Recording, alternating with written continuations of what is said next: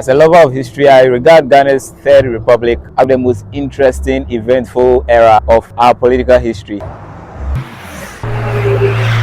Well, this is not to say that my admiration is an endorsement of the several military brutalities that took place or characterize this particular era of our Third Republic. Far from that. For me, it's my best era because when you look at the event that took place, it brought names, political names, huge figures that actually shaped our political atmosphere and brought some level of political awareness in this great country. I would like you to join me as we discuss the events and the activities that actually took place and brought about the Third Republic of Ghana. I welcome you to my channel. This is JCL Tutorials. If you are watching me for the first time, I'd like you to subscribe. Make sure you click the notification button and you get to watch all the interesting things. On JCL Tutorials, I talk to you about lifestyle, history, geography. We look at learning as a whole and how to make it very simple for all learners and students. And for those who have been watching all my videos, in two of my previous videos, I actually discussed the features of the 1960 and 1969 Republican Constitution, where we had Nkrumah as our first president of the First Republic.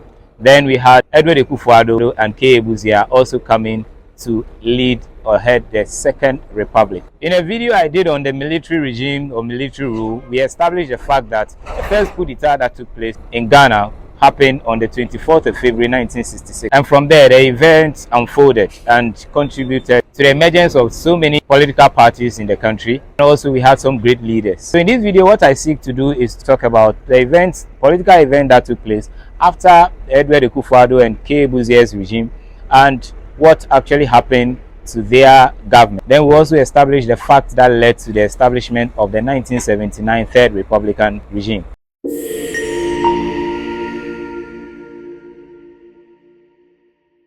Now, before I talk about the Third Republic itself, let's look at the facts and put them in a proper arrangement so you can get how we got to the Third Republic. So after the Second Republic, which was the second civilian government in Ghana, it actually began on the 29th of August 1969 and ended on the 13th of January 1972. That was the Second Republic. So on that particular date, which was the 13th January 1972, the Progress Party's government that was led by Dr. Kofi Abrefa-Busia was overthrown. A group of officers in the Ghana Armed Forces staged a coup. This coup d'etat was led by Colonel Ignatius Kutu Echampong. Those of you who have heard about Kutu Echampong, this was where he came into the scene. After gaining power, the soldiers did not use the constitution. So when the military come into power, they abandoned the constitution because they used decrees. Now these military officers who were led by Kutu Echampong formed the next military government, which was the National Redemption Council, NRC. Now let's follow this closely. Something actually happened. The name of that military regime or that military group was changed by Kutu Echampong himself on the 9th October 1975. So the National Redemption Council, the NRC, was changed into Supreme Military Council. Now when we look into our history, we had what we call the Supreme Military Council 1, 2. As we move further, I'll tell you how we got the 1 and how we got the 2. At this point, Echampong has taken the seat and he was the head of state. And that was the period that he was promoted to the rank of general in the Ghana Armed Forces. He was the chairman of the Supreme Military Council 1. And most of the members of the NRC did not become members of the Supreme Military Council 1. It means that he lost some members who were part of the group that staged the 72 coup. And that notwithstanding, he still ruled as the head of state from the 9th of October 1975 to the 5th of July 1978. Now, given this period, what actually happened to Kutu Echampong's regime? On that 5th of July 1978, some of the members of the SMC1 government asked the chairman of the council and also the head of state to step down. Now, he had his own close person, that was General Frederick William Kwesi Ekufo. So Kwesi Ekufo did the coup or took the seat from his boss. And this was a popular coup that was described as a palace coup. So a palace coup occurred or happened that was staged by General Ekufo.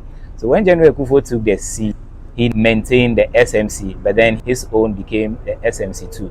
So you look at Ekufo and then Echampong, it's just the same military group or military regime, but just that Echampong's own was SMC1 and then Ekufo's own was SMC2. I'm sure you are wondering why Kutu Echampong was overthrown or the reasons the leaders of the Supreme Military Council 2 gave for his overthrow. Key of these factors or reasons that the military people gave was that there was scarcity of goods. It means that products or goods that were very common that people thought they could have gotten easily were very scarce.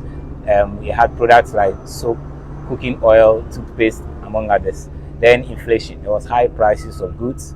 Then we had corruption among SMC1 members. Some people accuse some of the SMC1 members, that's Champions members, as corrupt officials. Economic mismanagement also was one of the factors or reasons that the SMC2 gave for the staging of that particular coup d'etat. Then the introduction of the union government.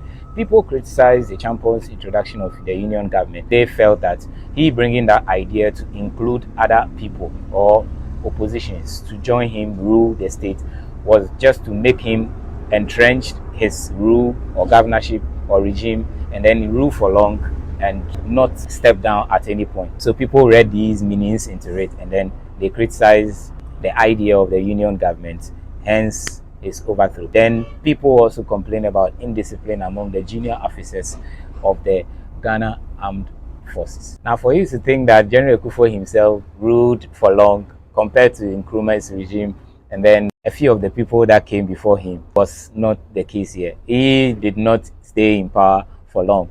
He was given his own dose. Some military officers criticized his government also. These military officers were actually in the Air Force, Ghana Air Force. So he targeted them and put them in jail. Amongst them was Flight Lieutenant General Rawlings. So Rawlings himself was put into jail by Kufuor. So from that point, agitations also came from the civilians. People wanted the Supreme Military Council to return power to a civilian regime. So they actually gave a promise. They made or set a date that they will organize an election where they will bring in a civilian power. General Kufuor was overthrown by the AFRC. The AFRC stands for Armed Forces Revolutionary Council. So they accepted and kept the date for the general election put in place by the SMC2 leader, that was Kufuor. And on that 18 June 1979, that was when the election was organized for people to vote, for the citizens to vote and decide on the one who should be the president or lead the state. So the popular June 4th coup that everyone has heard of, that was staged by Flight Lieutenant General Rawlings, was what led to the overthrow of General Kufuor. The AFRC kept the promise. They did not actually change the date. They agreed that they will allow the elections to go on. So they allowed political activities to go on for some time. This led to political activities such as political rallies and selection of candidates to represent the people. So we had more parties actually emerging around that particular era too. Then talking about political awareness, as I spoke about in my intro, we had a lot of activities going on where the citizens were educated on how the election will be carried out. The AFRC then provided electoral materials or election materials that will make the election free and fair and make it a success. So on that day, the election was held. Now, the parties that contested, we had the People's National Party, we had the Popular Front Party, we had the United National Convention.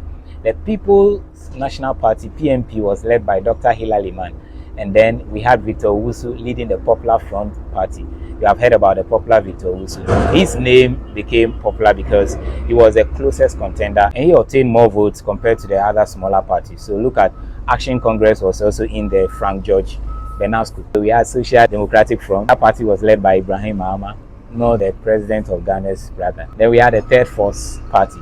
John Bilson led the Third Force Party. There were some independent candidates. RP Bafo, Kwame Nyante, Mark, Diamond Adi, Imoro, Ayana. He was very active in previous administration. The electoral commissioner by then was Justice Joseph Kingsley Nyina. He was one of the justices in the appeals court. So he was made the electoral commissioner to ensure that the election is supervised and well organized to be free and fair. Now, the election took an interesting twist, and I'm sure in our history that was the first time we had a first round of an election and then we had a second round as well. I'm just focusing on the first two parties. The first two parties obtained the highest number of votes. We had Liman and Victor Owusu. Liman obtained 35.32% of the total vote. Then we had Victor Owusu obtaining 29.86% of the votes. And when we look at this, it means that none of them won the election because first past the post, one person should be able to cross the 50% or 50 plus 1 to be declared the winner of the election. And that didn't happen. So when you look at the percentages, they were all below 50%. So there had to be a runoff. In that runoff, that was the second round, means that they will drop all the smaller parties and pick the two leading parties to go into the runoff.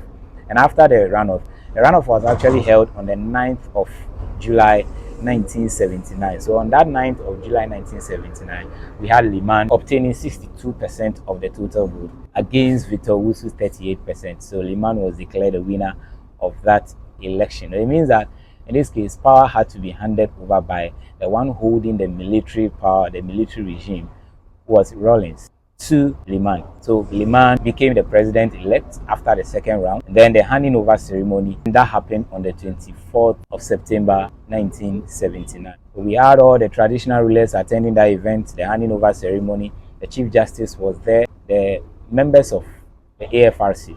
Then Rawlings himself was at that event. And Rawlings actually wanted an assurance of something to be done as a condition to which he is handing over power. He is handing over power to a civilian as promised, but then the prices of goods to reduce. So that means that inflation to be brought down, because the civilians or the citizens complained about that. Then he talked about the fact that the welfare of Ghanaians should be improved, should be made better. The standard of living should be improved. Then he also told Liman that, yes, since you are the leader, means that you can now use constitutional means, not decrees. And then you can use the courts to actually bring corrupt officials to book. People who have borrowed money, who have embezzled public funds or caused financial loss to the state. Rawlings was expecting that Liman would do this and bring those people to justice. So those were actually his demands at that handing over ceremony. After that ceremony, it means that the Third Republic has officially begun.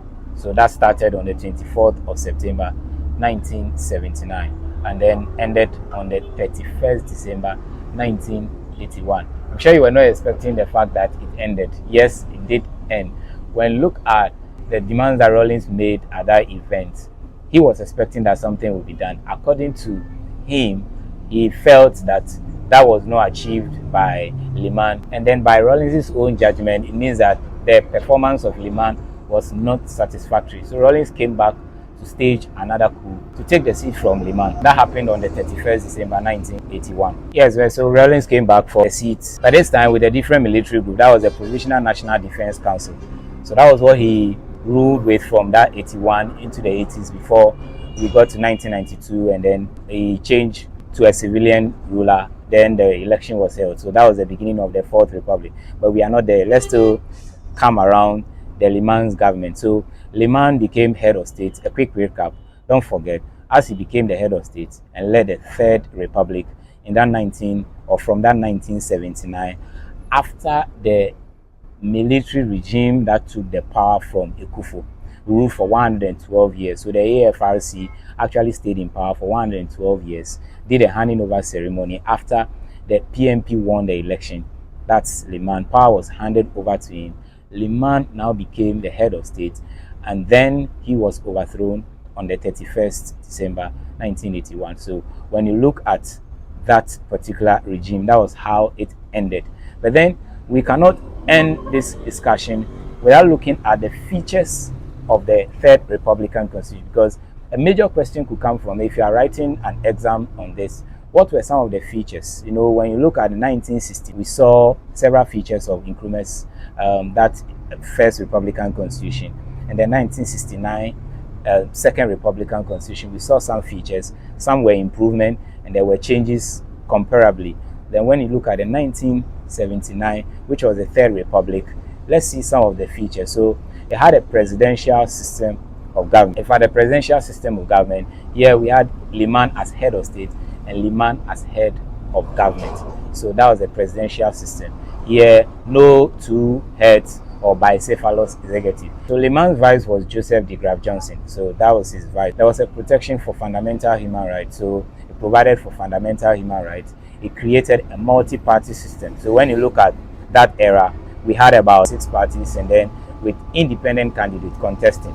So it wasn't a one-party state as we saw in 1960. It provided for separation of powers, the concept where the arms of government were allowed to operate independently without any form of interference. But then checks and balances also introduced to make sure they do not abuse their powers. Then when you look at that same Third Republic, the Constitution was so unique. The independence of the judiciary was also a feature we could also look at. Then you look at the Council of State, where the body was to serve as an advisory one or an advisory body to the president on constitutional matters, on governance matters. Then we look at the introduction of the ombudsman. We saw that under the 69 constitution. The ombudsman, this officer, was to defend people or protect people's rights, especially public officers who use their powers to abuse other people's rights and other institutions. So he was to make sure that that is prevented. Then look at the EC, where there will be supervision of free and fair elections. So these are the features you could look at and try your hands on them in terms of their explanation. I believe you've enjoyed this brief narration or history about our Third Republican era. If you love this video, what I want you to do is to comment in the comment section, put your questions there. Then if you want me to do a video on the Fourth Republic, I'll go ahead and do it. Share this video and let's keep learning from our history, because history is good, is to inform us and make us not repeat the mistakes that our former leaders repeated, which have contributed to some of the setbacks that the country has experienced or faced. Until we meet another time, this is JCL Tutorial. Thank you for watching. Bye.